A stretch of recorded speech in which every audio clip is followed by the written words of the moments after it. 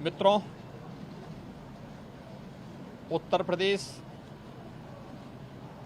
विधानमंडल की मानसून सत्र की कार्रवाई आज से प्रारंभ हो रही है। मैं इस अवसर पर विधानसभा सत्र में भाग लेने के लिए आए हुए सभी माननीय सदस्यों का हृदय से स्वागत करता हूं।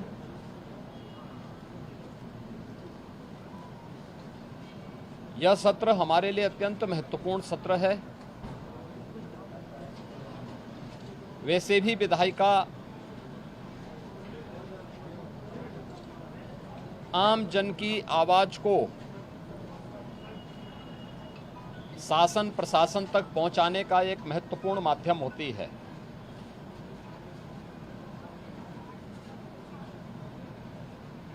गरीब, किसान, युवा और महिला,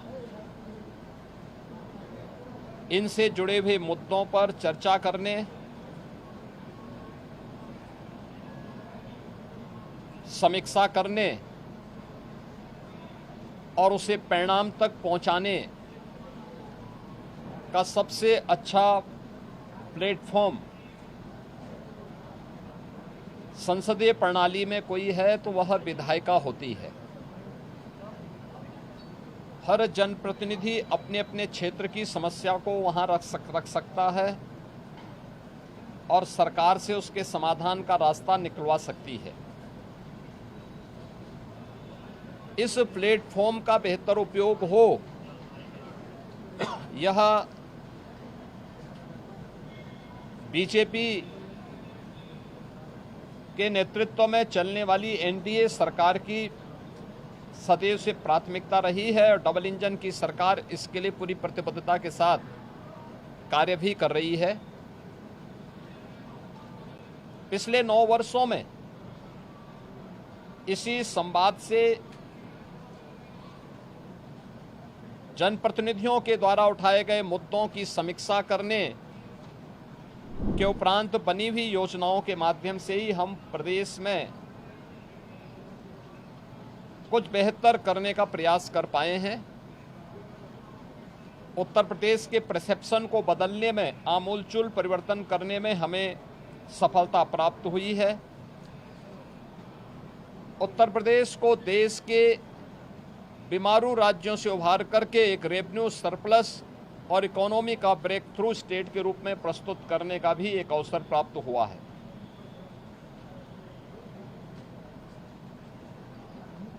सदन के समय का बेहतर उपयोग हो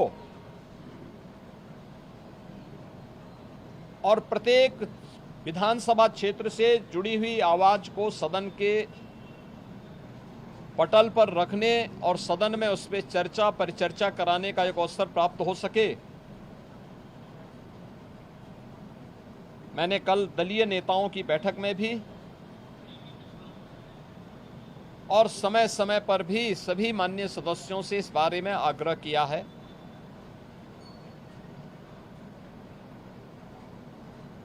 अच्छा होता कि इन मुद्दों पर चर्चा करने की बजाय युवाओं के कल्याण के लिए क्या 9 वर्षों में हुआ है और वर्तमान में क्या कुछ करने जा रही है सरकार।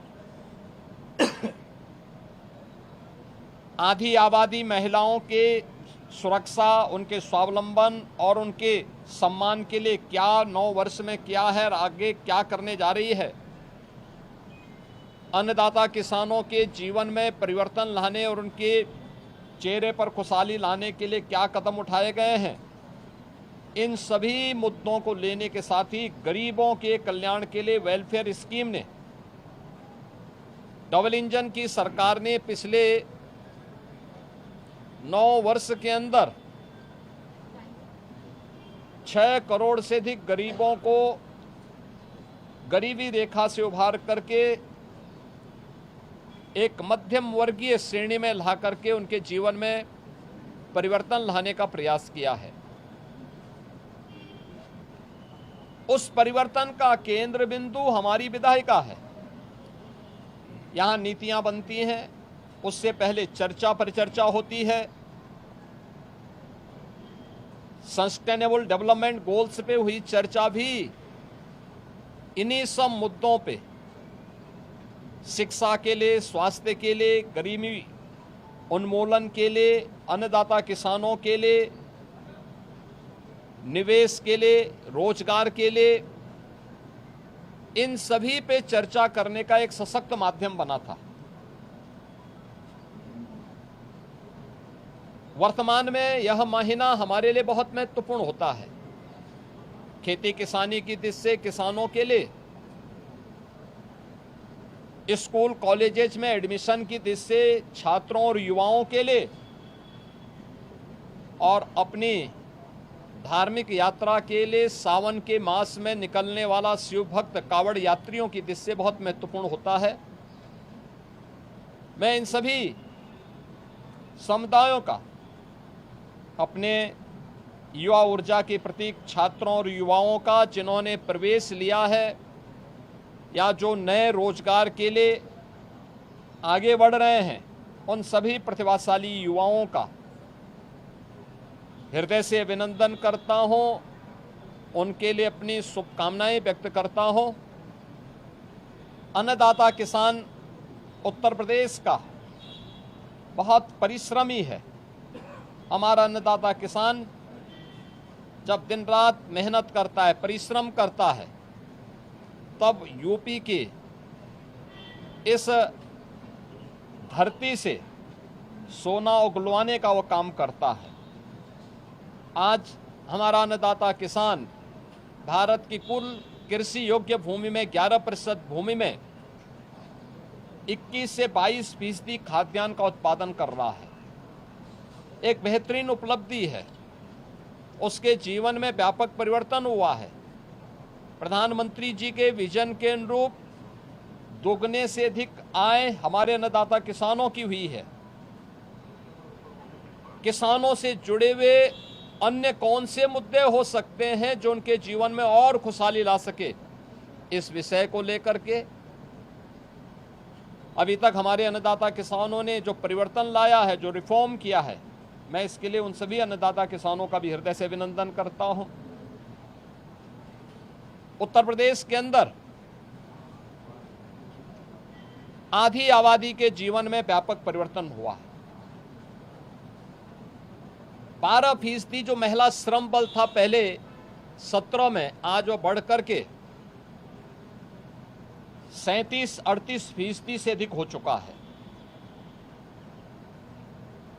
डबल इंजन की सरकार कामकाजी महिलाओं के लिए श्रमजीवी हॉस्टल का निर्माण कर रही है सभी बड़े महानगरों के अंदर, जिससे उनके लिए आवासीय सुविधा उपलब्ध हो सके और उन्हें अपने कार्यस्थल पर जाने में बहुत दूरी न तय करना पड़े।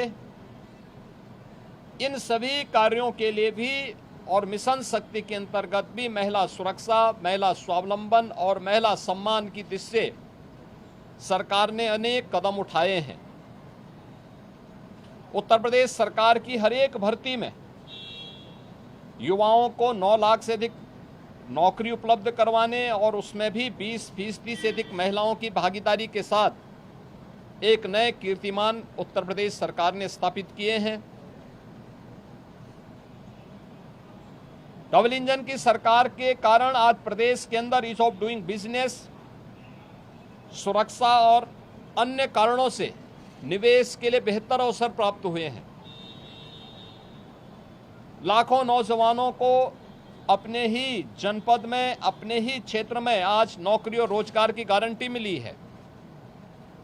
परंपरागत उद्यम को प्रोत्साहित करते हुए 1 डिस्ट्रिक्ट 1 प्रोडक्ट और पीएम विश्वकर्मा जैसी स्कीम ने उनके जीवन में व्यापक परिवर्तन करने के साथ ही करोड़ों नौजवानों के लिए रोजगार के नए अवसर उपलब्ध करवाए हैं।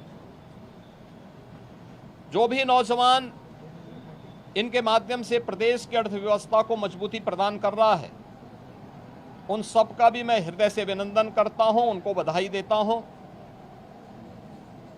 स्वाभाविक रूप से शिव भक्त पूरे प्रदेश के अंदर पूरे देश के अंदर हर हर बम बम के उत्साहपूर्ण माहौल में अपनी शिव भक्ति को इस माह में निवेदित कर रहे हैं। आज सोमवार का दिन भी है। अभी से करोड़ों की संख्या में शिव भक्त कावड़ यात्री के रूप में पश्चिमी उत्तर प्रदेश में हरिद्वार के पावन धाम में हर जी की पेड़ी में गंगा जल लेने के लिए प्रस्थान कर चुके हैं। उनके स्वागत के लिए, उनकी सुरक्षा के लिए, उन्हें कहीं कोई दिक्कत न हो, कि परेशानी न हो, इसके लिए प्रशासन ने, स्थानीय प्रशासन ने, स्वयंसेवी संगठनों ने, सामाजिक और व्यापारिक संगठनों ने, धार्मिक संगठनों ने अनेक कार्यक्रम प्रारंभ किए हैं। हमारे माननीय सदस्यगण भी इस कार्यक्रम में भाग लेने के उत्सुक हैं और इसीलिए 7 अगस्त से उन्हें उन कार्यक्रमों में भाग लेने का अवसर प्राप्त होगा। मैं सभी कावड़ यात्रियों का भी हृदय से स्वागत करता हूं, उनके प्रति भी अपनी शुभकामनाएं व्यक्त करता हूं। मित्रों, जिन लोगों के समय में किसानों के हितों पर कुठाराघात हुआ था, जिन्होंने उत्तर प्रदेश के अंदर किसानों को जल नहीं, पानी नहीं दिया, खेत के लिए पानी नहीं दिया, जिन्होंने अन्नदाता किसानों के हक पर बिचौलियों का वर्चस्व स्थापित करवाया, जिन्होंने उत्तर प्रदेश के अन्नदाता किसानों को असुरक्षित करते हुए उनके जीवन में बदहाली लाने का पाप किया था।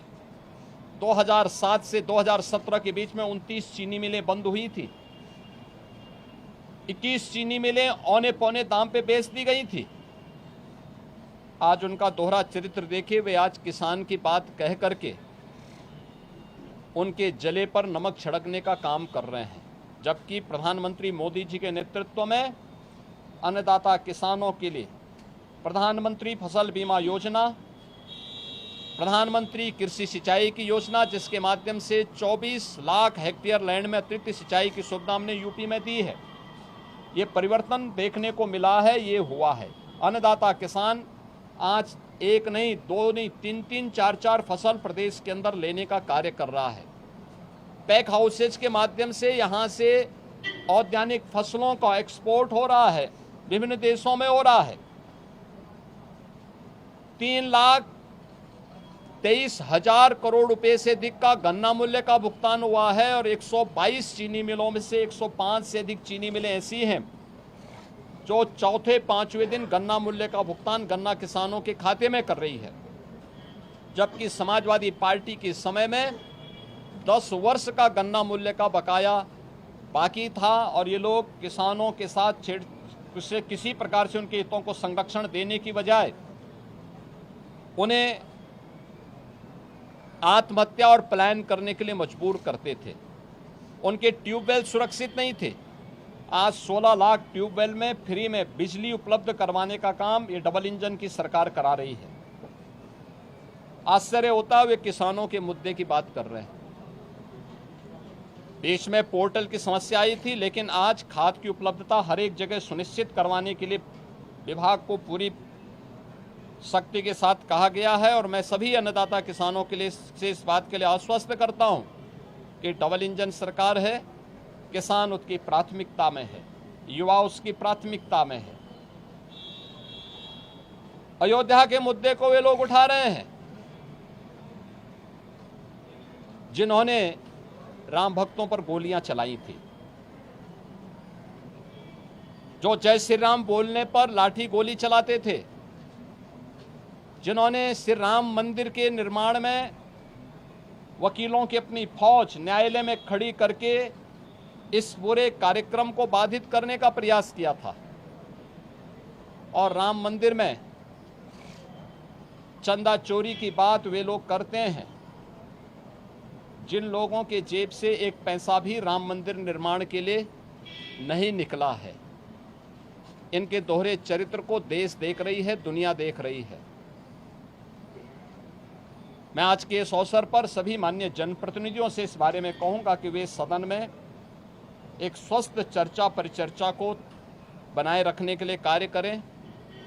हमारे सभी सरकारी कर्मचारियों ने, आउटसोर्स से जुड़े हुए, संविदा से जुड़े हुए कार्मिकों ने पिछले 9 वर्ष में मेहनत की पराकाष्ठा करते हुए जो मेहनत की है, उनके वेलफेयर के लिए भी सरकार पूरी प्रतिबद्धता के साथ कार्य कर रही है। हमने शिक्षा मित्रों को, अनुदेशकों को, बेसिक, माध्यमिक और उच्च शिक्षा के सभी शिक्षकों को हमने कैशलेस की सुविधा के साथ साथ शिक्षा मित्र और अनुदेशकों के मानदेय को भी बढ़ाया है। और अभी उन सभी तबके के लिए भी सरकार कार्य कर रही है, चाहे आउटसोर्स कमीशन को तत्काल लागू करने की कार्रवाई मेरा मानना है कि अगले 1-1.5 सप्ताह के अंदर हम उसको लागू करके न्यूनतम मानदेय उनका सुनिश्चित करने जा रहे हैं। इस सरकार की प्रतिबद्धता का हिस्सा है। आंगनबाड़ी, आशा वर्कर, रसोइया, ग्राम चौकीदार, इन सभी के लिए भी सरकार ने उनके एक हैंडसम मानदेय उनको प्राप्त हो और उनकी सेवाएं इसी प्रकार से प्रदेश के हित को संवर्धित करने के लिए कार्य करेगी। इसके लिए हम लोगों ने सप्लीमेंट्री बजट का सहारा लिया है और मैं विश्वास करता हूं कि प्रदेश के हित के लिए 25 करोड़ जनता के वेलफेयर के लिए, उनके विकास के लिए विधानमंडल की इस कार्रवाई को शांतिपूर्ण ढंग से चलाने के लिए हमारे विपक्षी साथी नकारात्मकता की राजनीति को छोड़ करके एक सकारात्मक राजनीति को आगे बढ़ा करके उत्तर प्रदेश के इस बदले हुए परसेप्शन को प्रदेश के विकास के लिए और प्रदेश की समृद्धि में अपना योगदान देंगे। मैं एक बार फिर से सभी माननीय सदस्यों का स्वागत करता हूं। आप सभी मीडिया के प्रतिनिधियों का भी मैं स्वागत करता हूं जो विधानसभा की कार्रवाई को यहां पे कवरेज करने के लिए उपस्थित हुए हैं। बहुत बहुत धन्यवाद।